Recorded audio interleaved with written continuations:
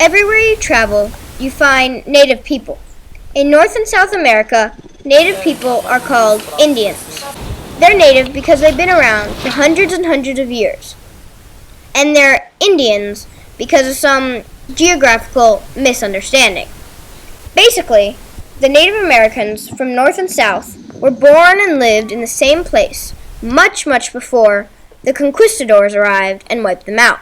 In my last trip in Brazil, I visited a tribe of native Brazilians, Índios Tupinamba, once one of the strongest and fiercest tribes that inhabited the state of Bahia, way before the Portuguese.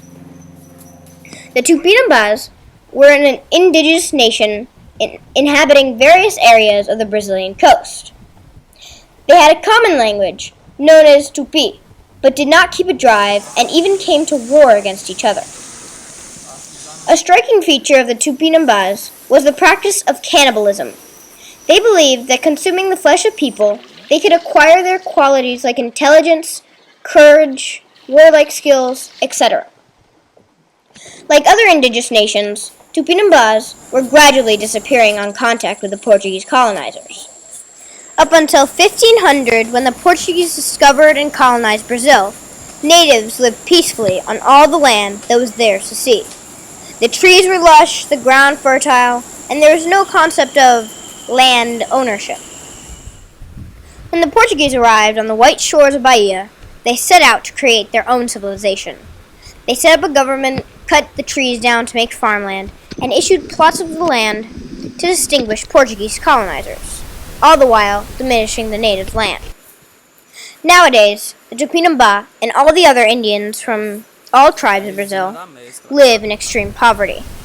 In the 1500s, they roamed the vast jungle, lived in villages together, and ate what they hunted. Now, the tribes live in cramped huts of crumbling cement or mud and clay. Piles of garbage are seen next to every house, and the money they make is barely enough to buy food. Natives have little to no education.